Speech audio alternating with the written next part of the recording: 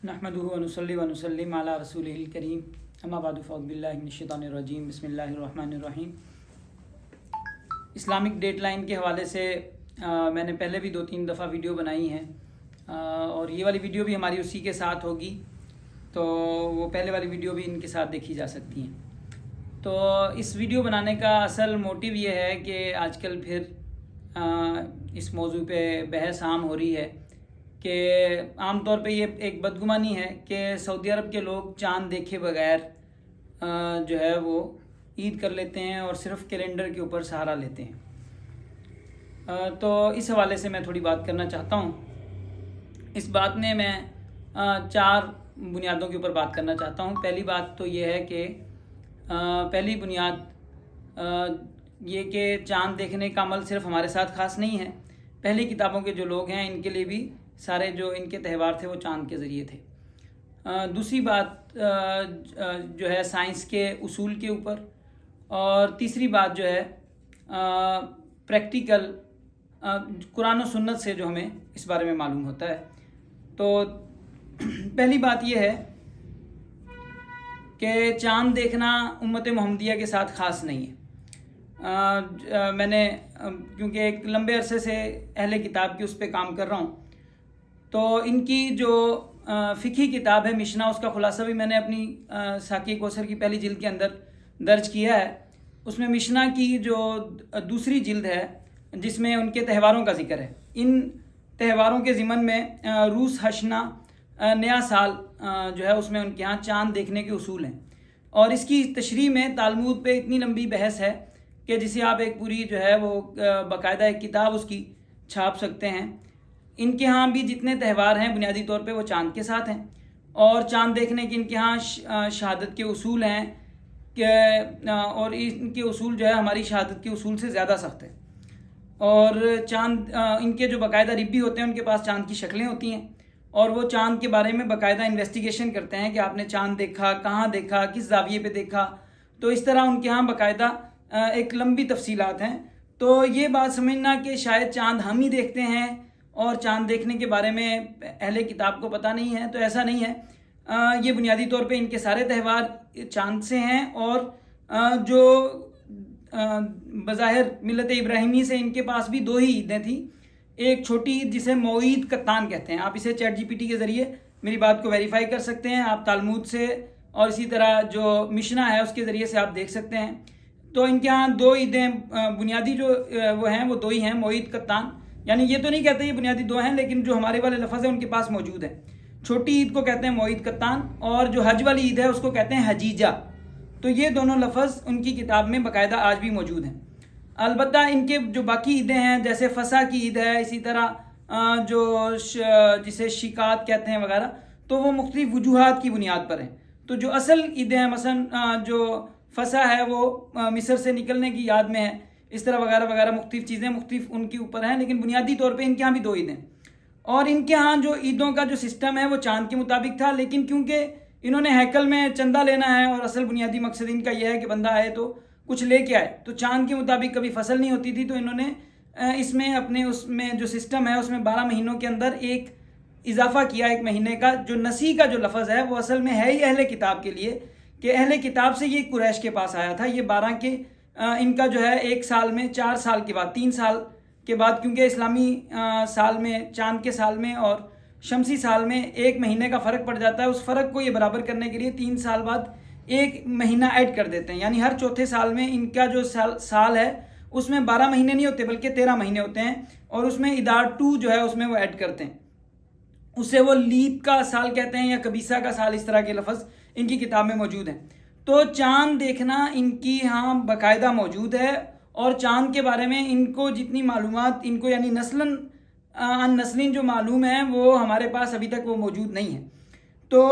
बुनियादी तौर पे बज़ाहिर जो इनकी पूरी किताब के अंदर जो मैंने तहरीफ खंगाली है वो ये है कि इनको सिर्फ खाना काबा से बूज़ है, खाना काबा से हसद है, मक्का से हसद है, और उस हसद की वजह से ये सारी इन्होंने किताब के अंदर जो तहरीफ की है बुनियादी तौर पे सिर्फ मक्का के इलाके को, अरब के इलाके को, इसको इन्होंने इग्नोर करने की कोशिश की है।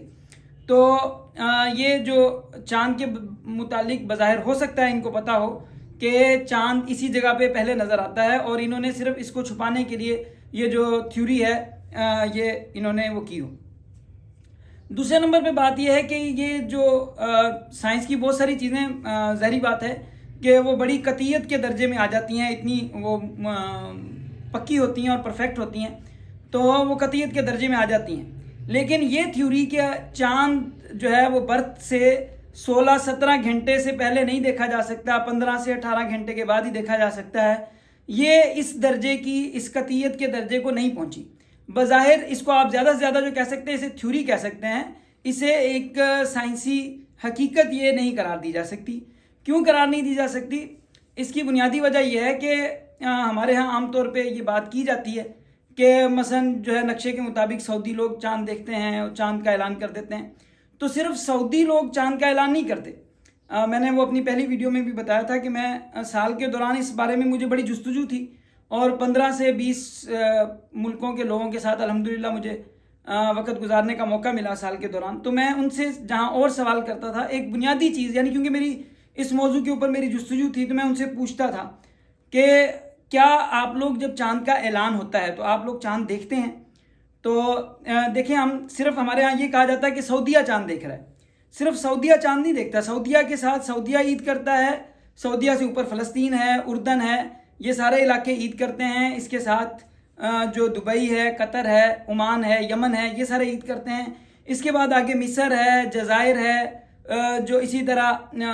جیسے جیسے رات جاتی ہے تو یہ سارے کے سارے لوگ چاند دیکھتے بھی ہیں اور چاند دیکھ کے عید کرتے ہیں۔ اور یہ اس بارے میں یعنی یہ ان کے بارے میں کہنا یہ ایک بدگمانی پہ ہے۔ میں نے ان سے پوچھا آپ لوگ چاند دیکھتے ہیں؟ انہوں نے کہا کہ ہم چاند دیکھتے ہیں اور دیکھ کے عید کرتے ہیں۔ یہاں پہ مصر کے ساتھی میرے ساتھ تھے، عید کے موقع پہ انہوں نے ہم سے ایک دن پہلے، یعنی ہماری عام روٹین کے مطابق ہماری عید ایک دن بعد میں تھی، یہ میں بات بتا رہا ہوں 2013 کی بڑی عید میں انہوں نے میرے ساتھ مجھے کہا کہ کسائی کے پاس جانا ہے، گوشت لے کے آئیں گے، ہمارے رشتہ دار آج عید کر رہے ہیں تو لہٰذا ہم بھی عید سے ایک دن پہلے انہوں نے گوشت پکایا، صرف اپنے جو لوگ ہیں ان کے ساتھ یکجہتی کرنے کے لیے کہ وہ لوگ عید منا رہے ہیں تو ہم بھی آج ایک دن پہلے عید منائیں گے۔ تو یہ سمجھ لینا کہ صرف ہم ہندوستان پاکستان کے لوگ ہی چاند دیکھ کے عید کرتے ہیں اور باقی ساری دنیا کے لوگ جو ہے وہ چاند دیکھے بغیر عید کر رہے ہیں، تو یہ ایک صرف بدگمانی ہی نہیں ایک، بلکہ بہت بڑے ہم اپنے آپ کو دھوکے میں رکھ رہے ہیں۔ ہمارے لوگ ہر جگہ موجود ہیں، ہم جو ہے خاص طور پہ ان لوگوں سے سوال کریں۔ اب یہ کہنا کہ مثلا یورپی سائنسدانوں نے اگر مشاہدہ کیا بھی ہے تو وہ خط استوا سے کافی سائڈ میں ہیں، اس کی بنسبت جو خط استوا کے قریب قریب جو ممالک رہ رہے ہیں ان علاقوں میں جو ہے ہمارے لوگ بھی موجود ہیں۔ عید کے موقع پہ ہمیں جانا چاہیے۔ آپ اس تھیوری کو ایک سائنسی حقیقت تب کہہ سکتے ہیں جب آپ جہاں جہاں پہ جو ہے چاند دیکھنے کا دعویٰ کیا جا رہا ہے اس جگہوں پہ جائیں، آپ ان جگہوں کا باقاعدہ مشاہدہ کریں، آپ کو چاند نظر نہ آئے، پھر آپ کہیں کہ بھئی چاند نظر نہیں آ رہا، یا وہاں کے لوگوں سے پوچھیں بھئی آپ لوگ کبھی چاند دیکھے بغیر؟ ہمارے عمومی طور پہ یہ لوگ ہم سے پہلے چاند دیکھتے ہیں اور ہم سے پہلے عید بھی کرتے ہیں اور روزہ بھی رکھتے ہیں۔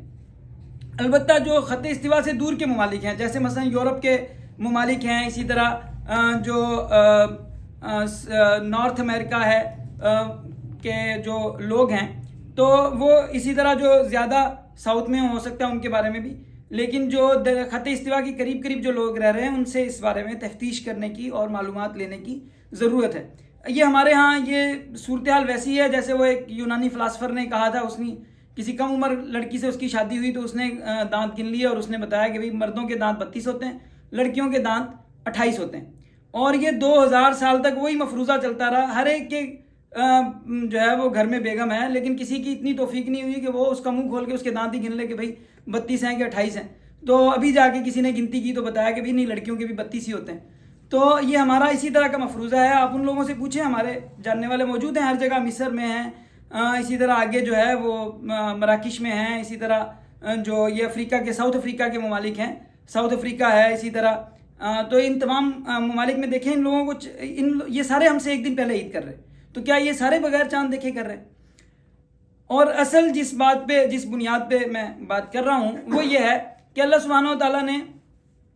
قرآن کریم میں ارشاد فرمایا کہ سورہ لیلۃ القدر کے بارے میں کہ تنزل، اعوذ باللہ من الشیطان الرجیم، تنزل الملائکۃ والروح فیہا باذن ربہم من کل امر، کہ فرشتے اور روح اس رات کو اللہ کے حکم سے اترتے ہیں۔ تو